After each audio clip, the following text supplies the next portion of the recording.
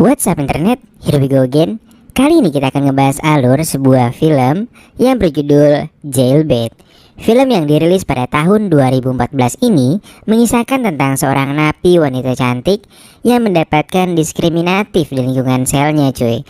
Mulai dari teman sekamarnya yang ternyata lesbiola, sampai si kepala sipir yang minta jatah ke dia setiap dia habis ngelakuin kesalahan cuy. Asli sih, awalnya gue ngira kalau sel khusus wanita ini tuh nggak seburuk itu. Tapi setelah nonton film ini ternyata ya gitulah. Oke, tanpa berlama-lama lagi langsung aja kita masuk ke dalam alur ceritanya.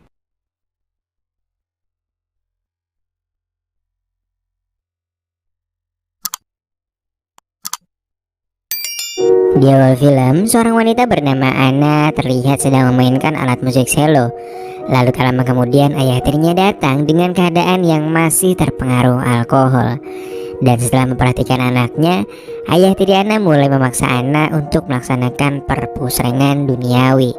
Meski sempat pasrah pada awalnya, namun saat jari sang ayah mulai berseliweran, Anna langsung menendangnya hingga dia terpental dan mengenai sebuah vas bunga di lehernya. Dan saat itu juga dia pun meninggal di tempat kejadian dengan keadaan yang sangat kentang karena gagal melaksanakan silaturahmi dengan anak tirinya itu. Singkat cerita, karena kurangnya alat bukti dan juga saksi-saksi, Anna ditetapkan sebagai pelaku utama atas tuduhan pembunuhan sang ayah. Dan beberapa saat kemudian dalam putusan persidangan, Anna terbukti secara sah telah melakukan tindak pidana yang menyebabkan orang lain menjadi korban. Padahal sesungguhnya Anna lah yang paling menderita dalam kejadian ini. Ketika di dalam, Anna satu kamar dengan seorang wanita berambut bondol yang bernama Jenny. Jenny adalah sosok pendiam dan hanya menghabiskan waktunya untuk membaca buku. Dia juga enggan bergaul dengan yang lainnya. Layaknya tahanan di seluruh kota, anak baru yang baru masuk di sana akan didatangi oleh semacam jagoan gitu cuy. Dan Anna didatangi oleh seseorang yang sangat ditakuti yang bernama Cody. Cody di sini adalah sosok yang cukup disegani oleh warga napi lainnya. Dan Cody mengajak Anna untuk bergabung ke dalam kelompoknya, namun di sini Anna menolak dan memilih untuk bersikap netral dengan perpecahan yang ada di sana. Nah, jadi di sana tuh terbagi menjadi dua kelompok cuy.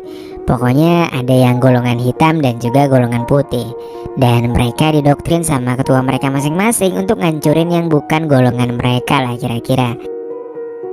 Lalu saat sedang makan siang, lagi-lagi Anna dihampiri oleh Cody yang menawarinya kembali untuk bergabung. Lalu Cody berkata menurutnya ini adalah satu-satunya cara agar dia nggak diganggu oleh napi lainnya. Namun lagi-lagi Anna pun menolak permintaan Cody.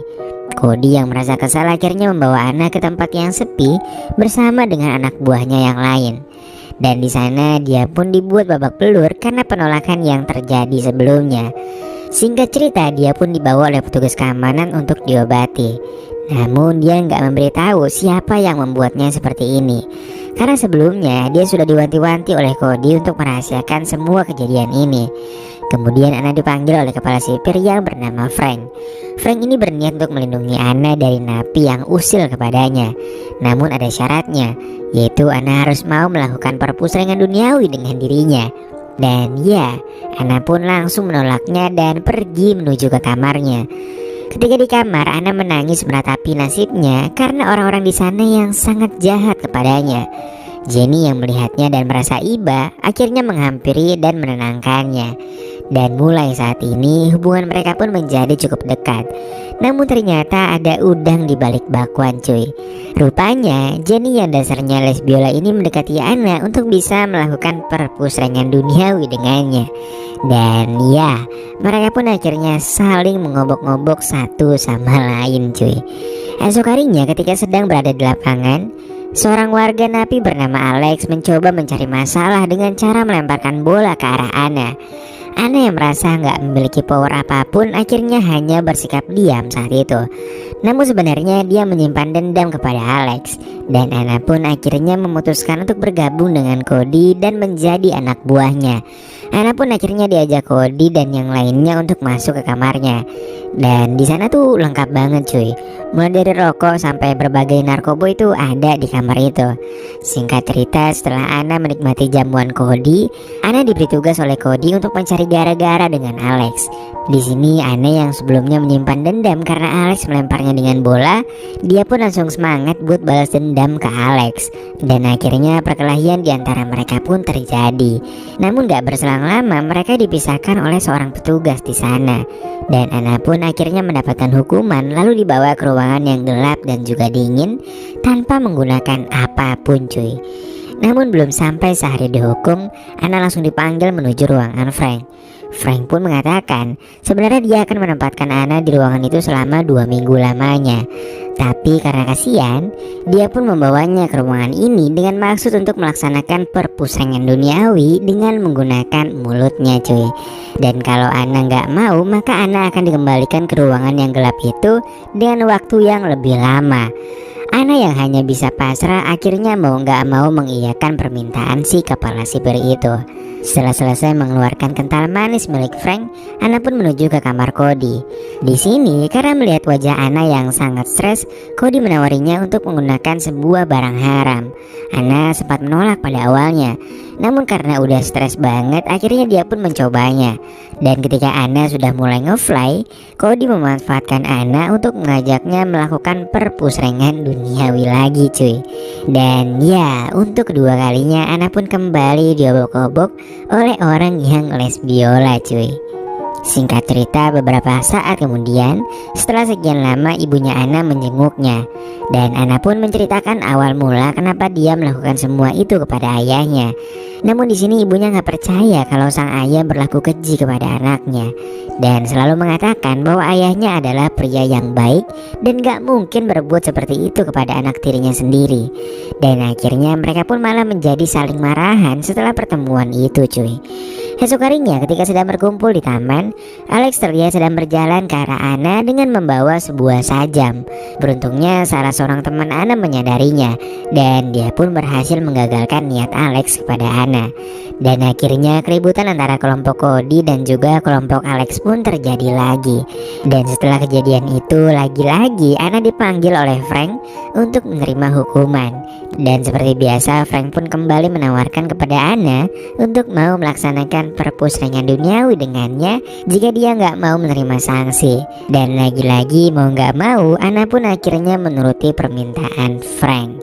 Setelahnya Anna kembali mendatangi kamar Cody dan meminta kembali barang yang kemarin dia coba. Dan di sini rupanya Anna mulai merasakan kenikmatan yang hakiki dengan barang itu. Sampai-sampai dia harus membelinya kepada napi yang menjadi gembong di sana. Hari-hari berikutnya pun dihabiskan untuk terus menggunakan barang itu.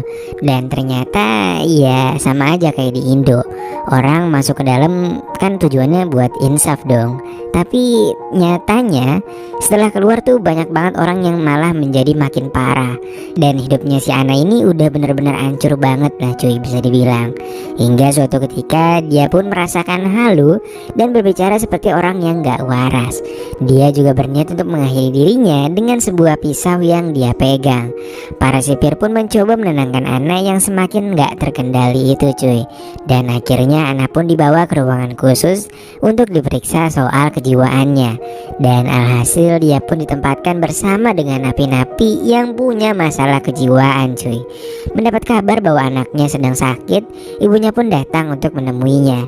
Namun sikapnya di sini berubah. Dari yang awalnya nggak percaya dengan perkataan anaknya itu, kini menjadi menyesal dan sangat mempercayai perkataan anaknya. Ibunya pun berjanji akan sesegera mungkin mengeluarkan Anna dari dalam sana agar dia bisa kembali pulang ke rumah bersama. Singkat cerita, ketika Anna sedang makan, lagi-lagi Alex mengerjai Anna yang mana sekarang dia sudah dikeluarkan dari kelompoknya Cody. Cody dan teman-temannya pun hanya tertawa ketika melihat Anna dan enggan untuk menolongnya. Setelah itu Anna diantar untuk menemui Frank. Frank menawarkan Anna untuk kembali berlatih menggunakan alat musik selo agar dia bisa tampil dalam pertunjukan yang beberapa hari ke depan akan dilaksanakan. Lalu setelah selesai, Cody dan anak buahnya menghampiri Anna karena dia merasa cemburu dan gak suka jika Anna dekat-dekat dengan Frank. Cody juga melukai jari Anna agar dia gak bisa berlatih selo. Lalu seorang perawat sempat merasa kasihan setelah melihat Anna diperlakukan seperti ini oleh semua orang yang ada di dalam tempat busuk ini. Dia pun berniat untuk mengeluarkan Anna dari sana dan mengatakan bahwa ia memiliki kakak yang bekerja dengan seorang gubernur, lalu mengadukan semua perbuatan busuk Frank selama ini kepada sang kakak. Namun di sisi lain ternyata Frank mengetahui percakapan di antara mereka melalui kamera CCTV. Dan ketika perawat itu sedang berjalan sendirian, tiba-tiba saja dia diserang oleh dua orang napi suruhan Frank. Hingga akhirnya dia pun meninggoy dengan sangat membagongkan. Anna yang melihatnya pun sangat terkejut dan dia langsung dibawa ke ruangan Frank, dan Frank mengatakan bahwa yang melakukan hal itu kepada si perawat adalah kelompoknya Cody. Dan Frank meminta Anna agar lebih percaya kepadanya. Singkat cerita, pertunjukan bakat pun dimulai. Setelah Cody dan teman-temannya tampil, kini Anna berada di atas panggung untuk menunjukkan bakatnya dalam bermain selo.